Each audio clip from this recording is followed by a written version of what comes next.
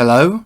Hi, it's me, CryptoClick. Yeah, I notice you're trading on crypto exchanges, but without any benefits at all? That's madness. You know, I've been made an affiliate partner with pretty much every exchange out there, so if you want to get some benefits, you might as well set up exchanges with the links that I've got in the video description or in my Telegram and Discord. You can get welcome bonuses for signing up, or even better, up to 20% off all your trading fees for life. Yeah, I know, what a treat. So next time you fancy setting up an exchange, use some of the links that I've got in my video description, because otherwise you're mugging yourself off. Anyway, enjoy the rest of the video. Hello everybody, welcome back. Let's have a look at Bitcoin and think about what's taking place at this very moment, because we are about to enter into the FOMC meeting today. Yeah, a new rate hike and blah blah blah blah blah. What's it going to be? 50, 75, 100? Nobody knows, and nor do the markets. But for the record, yesterday I made it clear on my live stream, at least, if not the Telegram or Discord. I put it out there somewhere. I sold half my stocks that I bought on that everything bounce. So it's been pretty good, between about 10% gain on the indexes, between 15 and 30% gain on the individual stocks for what I called the everything bounce. Half of those, 50% of everything, been sold, and I'll sell more if we start to have continued weakness. So that was the everything bounce, and it has been pretty good. And yeah, taking some chips off the table. I want to transfer some of those gains into my bank account, basically, at this point now. So with crypto, obviously crypto was always part of the everything bounce, but it was just going to move with association. The signals were evident on traditional markets and commodities, and crypto is just basically floating around, like some unwanted fly at a picnic, but it does move. So let's think about what Bitcoin is actually doing now, right? So we had this golden cross, we had a bullish retest of it, it failed, we continued down with the descending triangle, bearish formation obviously. We broke down in an appropriate area about 70% of the way through, that's all fine. And now what I'd be looking for, to be honest, is a bearish retest of the newly formed death cross. So as we see, we get bullish retests to see if they can hold, see if they can have continuation. Now we'll be looking for a bearish retest of this to see if we can get continuation. Like I say, the golden cross and the death cross isn't a signal, it's a sign of building momentum and strength of trend. So we had an opportunity to build that trend up here, but the consolidation continued to reject us. And this is something that we were saying on the video, where someone left a comment yesterday going, "You said it was going to go to 26,000 by the time I finished watching the video." And I was like, well, no, you just got to watch the video again. And yeah, 26,000 is was the figure, and what we need to see was a breakout of this triangle formation. So that's what you need, and that will give you the confirmation and the measured move to break out and move up to 26,000. Silence. The same deal going on here for bearish behavior. So we've broken down below a descending triangle. Again, it's about working out the risk to reward. What's the odds against this move taking place? And none of these have got great odds. Then we don't have any short signals, don't have any buy signals. We've just got momentum picking up and weakening. So we're looking at this on a 4-hourly. So being below all these areas of support, resistance now, only offers further downside, and what you would be looking for, just as you would buy the dip in an uptrend, buy the dip, buy the dip, buy the dip, buy the dip, just as you would buy the dip, you would short the resistance, is basically how a trader would view this setup. And the best place to short the top, basically, would be at one of these major bearish retests. So just as we came down to test it here, bullish retest, no big deal, we couldn't hack it. Okay, fair enough, but it was still a buy the dip opportunity. It just didn't break out of the major consolidation.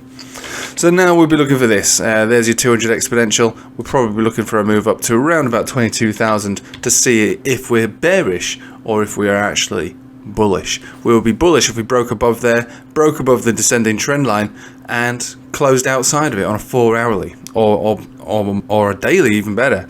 And that would actually make us think that potentially 26,000 is actually still on the cards, and that this was a fake breakdown rather than a fake breakout.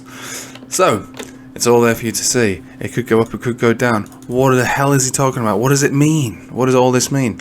Well, if we think about what we actually see here, even if we do continue to go down, the drives on the bullish on the RSI should be high enough to give us some bullish divergence on the way down. And if we do continue down, I think it's reasonable to assume that 19,000 is on the cards again.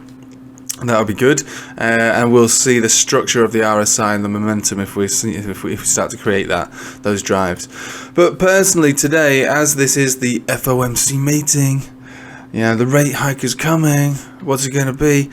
I would welcome the Fed doing 100 basis point. That's how I want them to do that, because I think inflation is being this high is probably a worse problem for more people than a struggling market. All right, I would rather them sort that out, and we can sustain some further downside. And actually, it's a win-win really. We've all got money on the side. We've been trading this environment quite successfully anyway.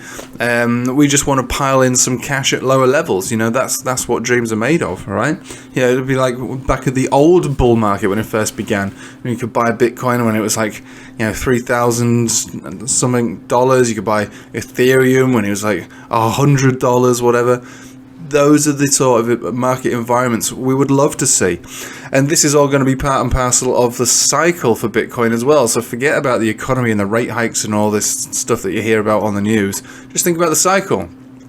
Spoken about this before. Cycle peak, cycle bottom, cycle peak, cycle bottom, cycle peak. Cycle bottom usually comes in, towards the last 30% of this area. So that to me would suggest between September and November, December, we'll be finding our bottom and accumulating at a low level. Finding our bottom, accumulate at a low level. Find a bottom, accumulate at low level. Find a bottom, accumulate low level, and then move into these white lines are the next halving.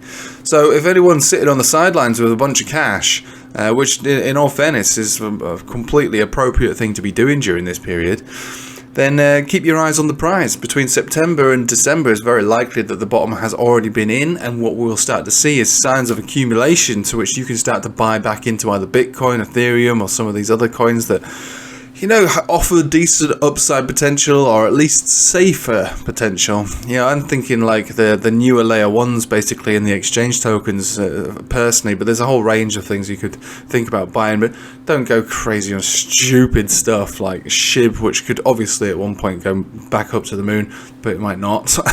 There's a whole range of things that could be accumulated during that period, and like I say, the low could be in. We could have already seen it, or we're waiting for it. But yeah, on a time basis, the cycle low is not likely to be in at this point now. And we could be either sweeping the previous low or making a brand new one. And if you're sitting on the sidelines, just sit on those sidelines. That's a perfectly fine thing to do. I did that in the last bear market. I didn't really want to play it.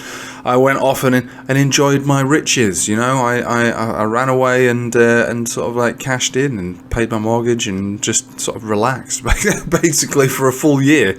And that's really what I should really be doing now. To be fair with you, but I've got more time, I suppose, at the moment to trade these environments. So I'll do it.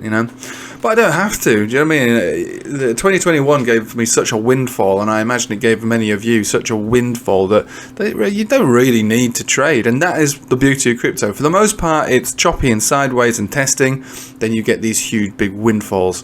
And I was saying on the live stream last night, every year, at least once a year, you will get a significant alt season. The only exception to that would probably be this year, as we are just in a consistent downtrend. Next year, we'll likely get a really big alt season. The year after that, a really big alt season. And the year after that, probably a spectacular alt season, like 2021. But for the most part, you do need to plan and prepare yourself for these events to take place. There's no point in completely destroying yourself throughout this stage in the market when we really only have another, between maybe 3 to 6 months of this downside left in us. So let's just be careful. Let's not just go crazy too early when there is so much upside potential down the line in this market alone. Just in Bitcoin, never mind all the other altcoins that we'll highlight on this channel. So today, let's just sit back and watch the shit show. All right, anything could happen. We just don't know. Let's just watch it. Let's just watch it. I make the analogy of like fishing. So trading is in many ways like fishing. So we've just cast our line into the lake and we're sitting back now and we're watching the float. Nothing's nibbled on it yet. You know, the fish are yet to bite. The trades are yet to present themselves. It's been a good 6, 7, 8 weeks of trades. We've deserved some time off, so we can have a little bit of time off and wait to see what trades establish themselves over the coming weeks.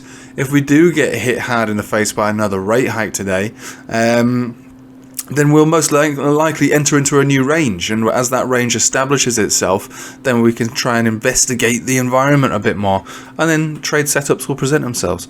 So let's just sit back and wait and watch, as I suppose the direction may completely rest in the hands of some old men round a table.